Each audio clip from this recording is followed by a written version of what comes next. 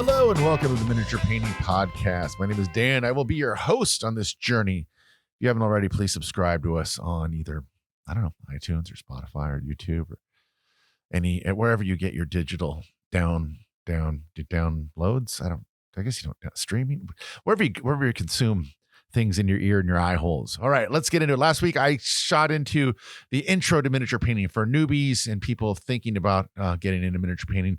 We had the the $30 option and the $60 option to do miniature painting, the cheap way and the even cheaper way. And good news, I went to not to brag, but last week we just had Christmas and holiday break finish up. But over the break, I went to Walmart with my son, who's 12, and he loves Walmart because it has all the things that he wants, except swords. That's why he loves Big Five Sporting Goods. This Big Five Sporting Goods has swords and airsoft machine guns. But Walmart's his second favorite. I went to Walmart because I wanted to fact check some of the stuff I said, because I believe last episode I said that you could get those cheap Apple Barrel art acrylic paints for I think I said it was $1 or $1.50 a bottle. They are actually at Walmart in Southern California, as I live and breathe, 50 cents each. So you really could get a dozen colors for $6 or 20 colors for $10. They're not as good a quality as actual miniature paints, but dude, I know plenty of painters that have painted with them over the years, and plenty of craft painters that have painted crafty stuff over the years with them. So if you're a kid or you're on a fixed budget, or if you're not, that would be, you really can get into miniature painting for less than $30. I guess that's just wanted to fact check. But yes, the paints were sometimes things I say in the show, because one, I talk a lot, two, I talk very fast, and three, I'm not that smart. I get things wrong. Usually err in favor of saying things are more expensive than least expensive. So I don't, you don't go somewhere and I say something's $1 and it's $10. You feel like, oh man, Dan screwed me. I was aiming higher than I needed to. And so those paints are cheap there. And then I went and they looked. They had a bunch of cheap brushes too. Yeah, the packs of brushes are still only like $5. My favorite pack of brushes are these brushes. They're these black handle brushes. For cheap. Not the cheapest, but for cheap but usable, good synthetic brushes. They're called. They're always an Asian name. It's like Zhengji's paintbrush, and that's all it says. But they're a 12 pack. They have them on Amazon sometimes. We also sell them at Dungeons and Dice Games. We sell them at the game store because I really do think bang for your buck. You get 12 good brushes that you can use for basically base coating and anything else you need to do. I think they start at size 1 and above. And eventually, acrylics, a tips will twist, but for $12 for 12, it's like $1 a brush, and they're great. And then there's cheaper brushes than that, and they're more expensive. Speaking of brushes that are more expensive, like I said, wanted to get the paint thing off my chest first. Also, the starter set paints I mentioned last week, we'll have them in this week's episode show notes as well. I highly recommend the Army Painter Fanatic starter set, the Reaper starter set that comes with the 3 miniatures and the brush. And then there is the best starter set. I forgot to mention this last week, but the best starter set, in my opinion, is the AK Interactive. I forget. I think it's Da Vinci. Hold on. I'm going to type it in the computer right now, live as we do this. Da Vinci paint set. It's not by the artist Da Vinci who did all those things. No, here's what we're talking about. It's the AK Interactive. My favorite, if you're really going to go all in and high on the hog, my favorite signature starter paint set is the AK Interactive paints. I love their paints. Their paints are very good, but it's the signature set by Jose Da Vinci, who's a Eastern. He's a European painter, miniature painter. He has a YouTube channel, all that. But he has a set that contains, I think it's like 6. Is it 6 now? It's 21, 2, 3, 4, 5, 6, 18 paints. It comes with 18 paints, but it is the best starter paint set, in my opinion, that you can buy. The unfortunately it's a little more expensive. The other starter sets are usually $40, 30 to 40. His is, I believe we have a couple at the store, a couple of copies or sets of them at the store. But I don't even know how much they are. I'm recording at the store, but I can't walk in the back and go see. But I think they're like $60 or $70. But for that, you get the most useful set of paints that you can get, that you can mix and use and paint most fantasy. Definitely like fantasy and D&D stuff for sure, and even Warhammer stuff as well. And you probably get a couple supplemental paints. But hear me out. The set comes with ivory black, ice yellow, volcanic yellow, which is like a lighter yellow or lighter orange. It comes with a laser yellow, which is a bright yellow, I guess almost like a sun yellow, sunny skin, which is like kind of an orangish skin tone, old rose, which is a great darker pink, like a dark salmon color. It's great for base coating skins or mid-toning skins on humanoid Caucasian people. It's got an awesome violet red, which is the color I love. It's got a deep orange. It's got a scarlet red. It's got a dark, like burgundy wine red. It's got a black red.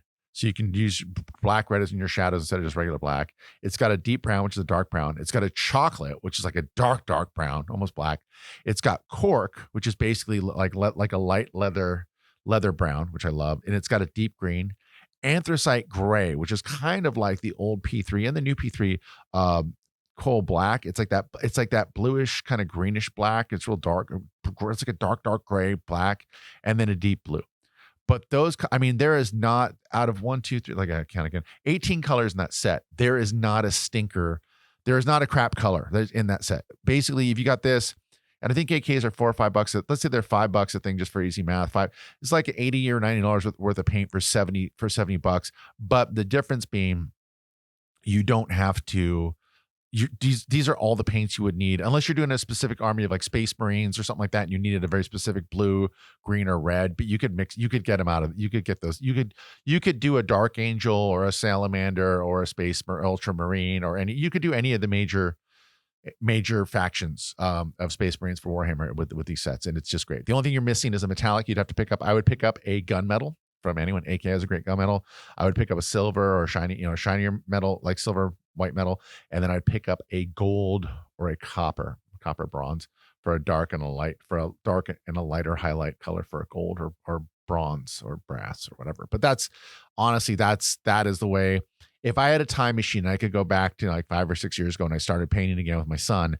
Instead of getting the old army painter, like, $100 set that they had that we got that had like, I don't know, 30 or 40 paints, or any of the other starter sets. This is the starter set I would get if I was starting from zero. It's better than any of the starter sets from major game companies. But it's $70. So it's one of those things that, like I said, buy $10 in Apple Paints, paint for 6 months. If you're still into it, take a look at the AK.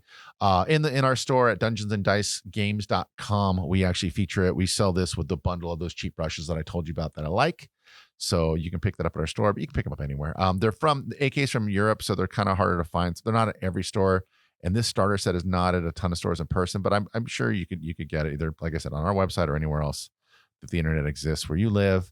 And then I want to jump into something real quick. This is something we don't sell into in our store at Dungeons and Dice Games, but we do sell. I bought one, bought 2 different things of these on Amazon, and they're good, and you check them out.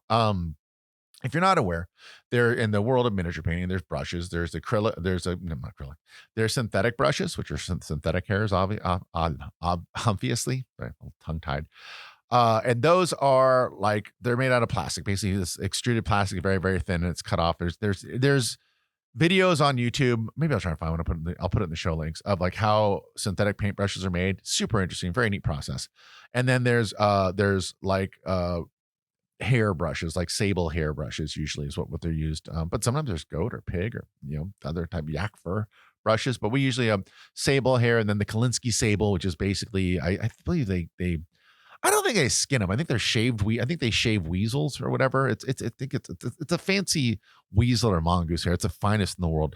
But recently, I think not recently, the last 5 or 6 years or 10 years, Kolinsky hair was outlawed in the US to be sold or imported because of something. It was a thing. I read an article on online. It was it was one of those things they passed a law, the intent of like protecting like illegal animal trade in like Eastern Europe or China, where they're like just, where they like skin dogs to make coats and stuff like that. I don't know if that's true, but like that's what the internet says. But like where there's inhumane animal stuff. But it turns out that the actual Kolinsky the sables that they're getting the hair of aren't collected in those ways, something like that. So I don't know. I watched the thing on YouTube. I'm not going to put the links in the show notes. Gonna have to find it. But it's the sable hair is not as shadily collected as you would think it is. I mean, if you're 100% anti-animal cruelty or animal use or anti-leather or whatever, yeah, then you shouldn't get these.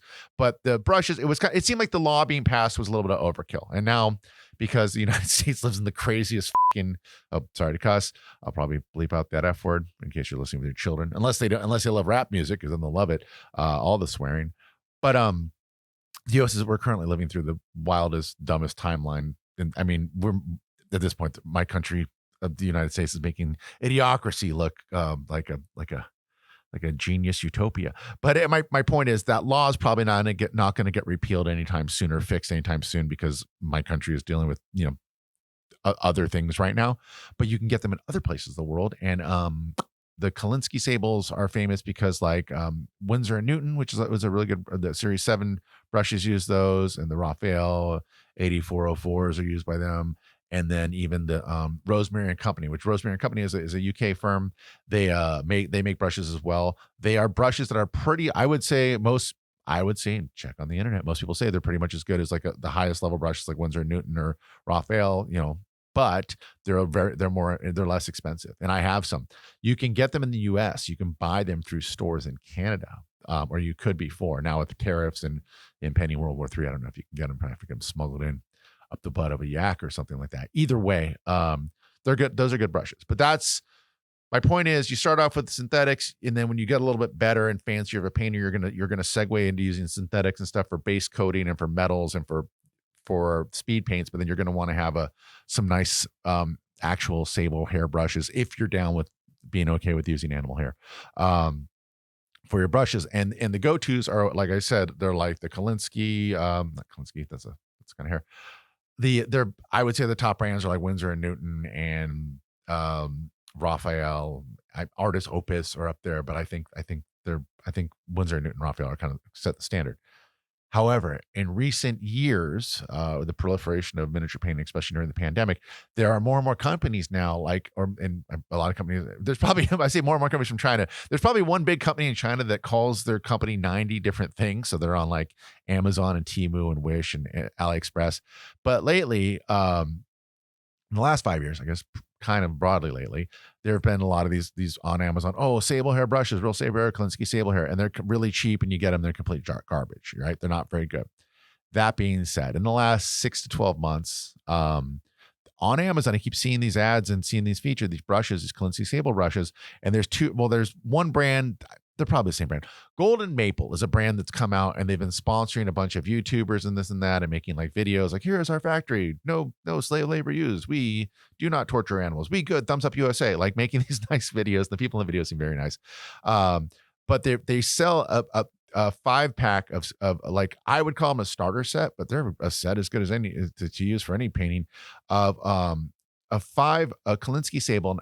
Are they absolutely real Kolinsky hairs? I'm not sure, but I bought some and used them, and they're pretty good. They're natural or professional pointed round brushes, but the set comes with 5 brushes. It comes with a number 2, a number 1, a 0, a 00, and a 50. So the 0 ones are all for fine details like eyes and, I don't know, facial features, and maybe, really intricate edge highlighting on like pouches, or your the familiar sitting on the shoulder of a miniature.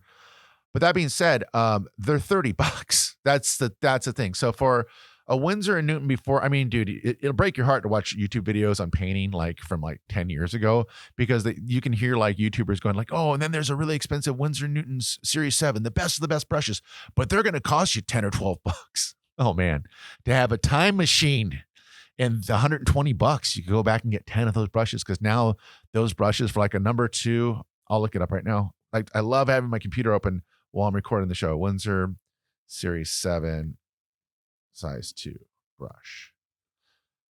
Yeah. So now, Jesus Christ, now those brushes are going to set you back between like 24 on the low end to $36. So they're doubled, if not tripled in price in the last 10 years. They got a little more expensive because there was a shortage of them during COVID, and a lot of people, myself included, said that the quality control on them, especially the Winsors and Newton, got bad. I got a bunch of bad like stinker brushes from like Winsor and Newton Series 7s that I bought online, both from art stores and from Amazon, trying to find a good brush, and I just have to keep sending them back till I got a good one. That's why I recommend, if you're buying an expensive brush for like $15 or $20 more, go to an art store and buy it in person so you can actually see the brush and make sure the hairs are good and all that. But that being said, if you're just getting one brush, I mean, for 24 to 36 bucks for one brush, this $30 for a 5-brush set, it's like $6 a brush. And I bought a set, and I'll put a video up on our YouTube channel, and I'll put on our Instagram too.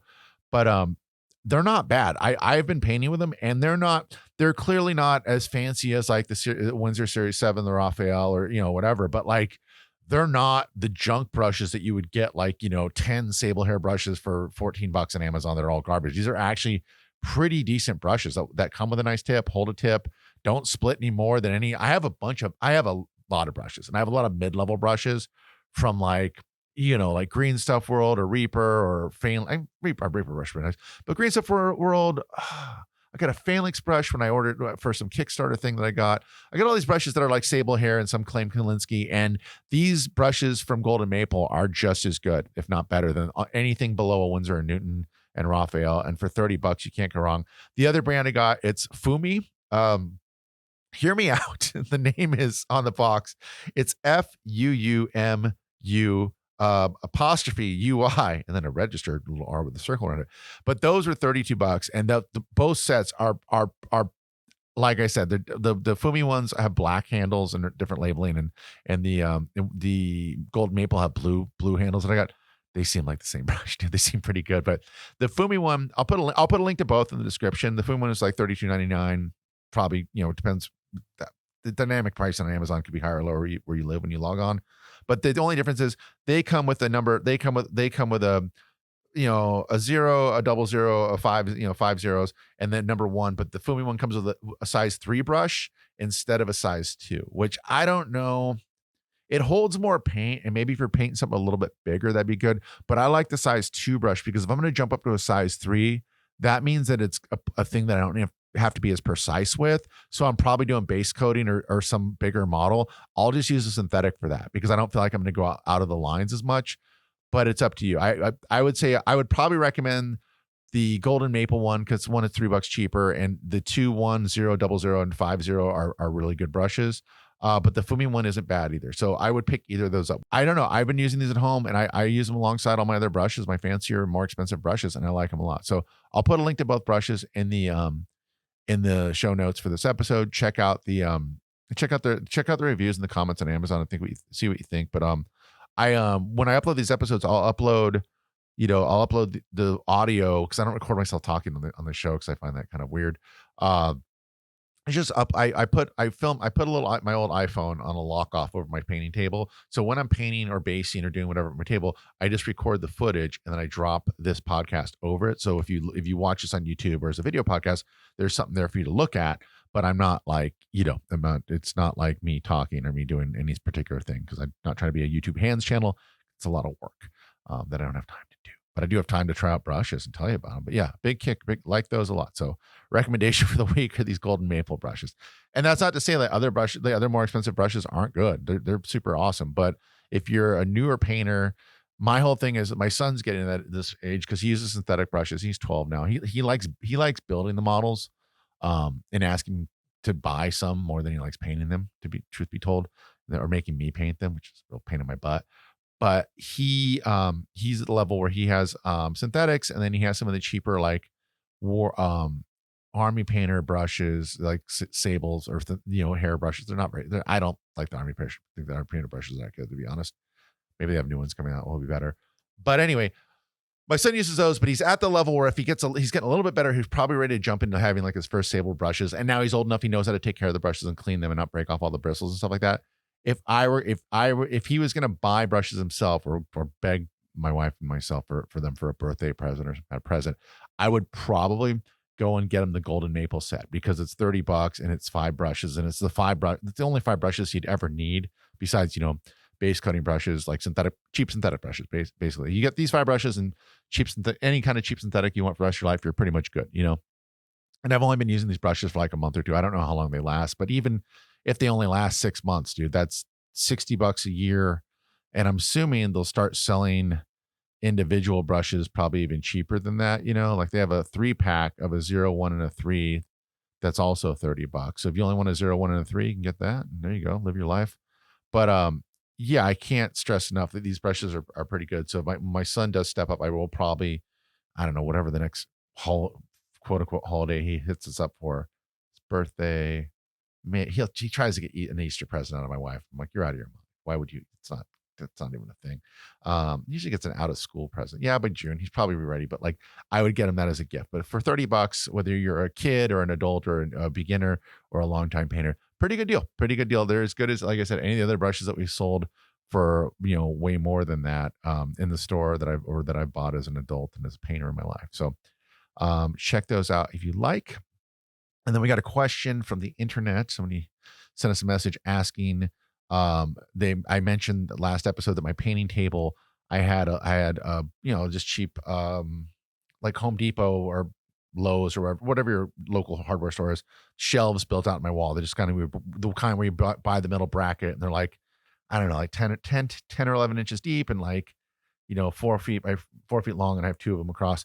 But what I did is I got these under cabinet lighting, these like flexible LED light strips, and I put them under there. I put about 3 under each shelf across all 4 shelves. Well, it's 2 shelves, but they're long enough that they're broken up with a bracket in the middle, so it seems like 4 shelves. Basically, I put 3, 3, and 3. In 3, I put 12 underneath all 4 sections of the thing. So my whole one half of my table is for painting. The other half is a break with a little table in the middle, and then the other half is my airbrush station.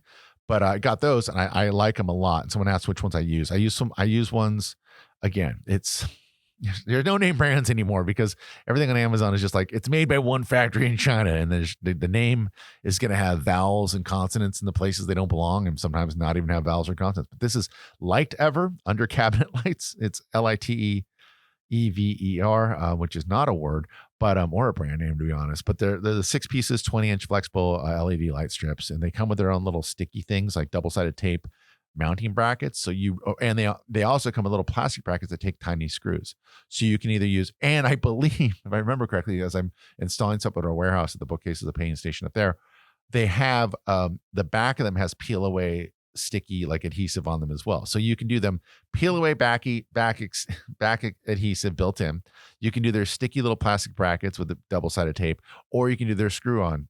There's little miniature plastic with tiny screw brackets. So any way you want to go, good to go. And I get the Daylight 5000K ones because they have different ones. They have like a soft white, the warm white 2700. That's like the light in your grandma's living room. I don't get that. I get the white bright Daylight 5K lights and just kick it out. But these things are like, they vary. They go up and down on Amazon. They're like between $30 and $35. So if you have a small painting table, like one pack would do you well. Like for $30, you'd be great. If you have a longer one like me, I got 2 packs and spread them across like 8 foot of table length at my painting desk. So highly recommend those. It's a cheap and easy way. I know there's those overhead lights too. Oh, and full disclosure, I have those lights over my painting desk, and then off to the side I have a bracket, like a little arm that sticks up for like for an overhead light. But it's like an 8 or 10 inch ring light that can hold a phone in the middle. Because originally I'd set my desk up because I was going to start filming more like hands channel, like YouTube stuff, like here's a video on doing this or this and this. And then I'm like, this is insane. This is too much work. I'd rather do. I'm good at talking. Not good, but I can do a lot of talking. I guess I'm capable of doing a lot of talking. I am not capable. I don't have the patience to film like, here's the edge highlighting on this, on a Space Marine, whatever. I'll post content on our channel, but like there's much better videos on how to do stuff. So why wouldn't I give the accolades to someone else and get on with my life and just do a podcast with you guys for now. Maybe someday I'll get a better setup and more patience, but I do not see that day coming down the pipe anytime soon. But the links to these lights that I use are in the show notes. They're on Amazon. Again, Amazon is kind of the devil and probably the downfall of all humanity as we know it. So if you find them somewhere else, please feel free to shop somewhere else. And then what else? One other thing. So this is a quick episode this week because I had a bunch of stuff to do and I want to get the podcast out. The podcast, we didn't do one last week because we launched a podcast, but then, Christmas and New Year's came up. So we had to take a week off because we're doing family stuff. But the podcast will come out every Tuesday. God's the old and new God's willing. So I want to get a video up. Or not video, but I wanted to get an episode up. So I'm recording this right now before I pick up my son from school. We have to go visit my mother because she got him a late Christmas present. We have to go pick up, and he's dying. It's some Switch 2 game he's been dying to play. So I have to drive him there and help. Don't be angry, demanding that I take him. What else? Last thing. What was the last thing? So we did the paints, we did the brushes, we did the lights. I had one other thing. I wanted to tell you guys, and now I can't remember. I should have wrote it down. Oh yes, we had one of our painting classes, not last week, but the week before, the Friday um, before Christmas. So someone had asked about OSL lighting. They're trying to do object source lighting, basically for plasma glow. Um, and I was like, oh man, there's different ways. It's basically when you have something like really bright with like fluorescent paints in the area around it. Like if a guy's holding a plasma, a gun, like a plasma rifle for Warhammer, and you want like it's glowing blue or green or red, and you want to have that glowing blue or green or red, like kind of like faintly on the body parts, the arm, the legs, the head, the face, whatever, the miniature around them, how to do it. Because you can do it by layering and by doing glazes over and over and over and over. And there's a million videos on how to do that. But there's a couple of channels, but this is a guy I've been watching his videos in general. And I'm watching when I'm doing stuff. This guy called Swarm Painting. I don't know where he's at. Is he in Man, I had his information and I left it at home. I'm up at the store right now. Like I said, he does a lot of grimdark tutorials on YouTube, and like I said, it's Swarm Painting. But he he does a lot of videos on using a sponge, on how to do sponge, like those little egg makeup sponges. And he has a tutorial, I think, for basically every major faction of Warhammer, how to do sponge painting for salamanders or dark angels, or Death Guard, or whoever you want to paint, Space Wolves. But then he had a video on how to do OSL, which is object source lighting, using an egg sponge. So basically, you go and you paint your little guy's gun, and you put the glow on it, and then you get the glowing paints and you sponge. I think he puts white. No, he's just raw dogging it. He gets the color of the glow, and then he basically works up from a darker tone to a lighter tone to the edges of the glow, and how to do it. It's the video I found is like easy trick for plasma glow. Glows in capital GLO letters on YouTube. That's why I found it, because someone was asking about it. I'm like, oh, I saw one of those videos one time, and this video is about 6 months old. So it's pretty new. But yeah, this video is he's putting plasma glow on. It looks like a Death Guard guy, or was it maybe somebody? But anyway, he's doing those space marine things.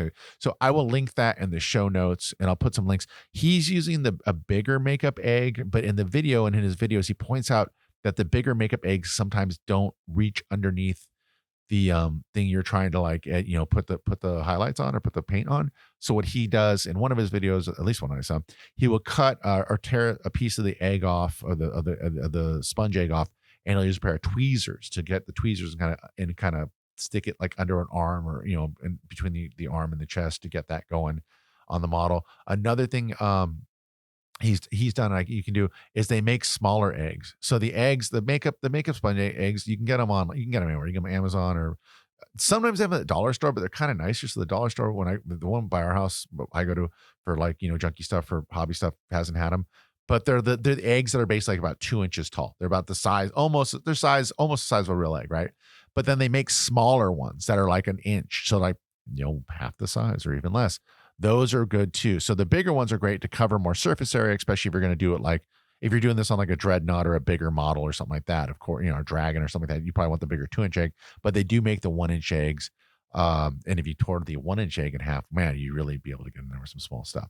But it's a really cool technique, and those eggs aren't expensive. I think you can get a pack of, like, 15 or 20 of those things for probably less than $1.50 each. Again, I'm always great with prices because it varies. Like, you can go on sometimes on Amazon or a Walmart or website, and they'll be like 10 eggs for $15. You're like, whoa, what are these? Like, oh, it's real sea foam or some type of, like,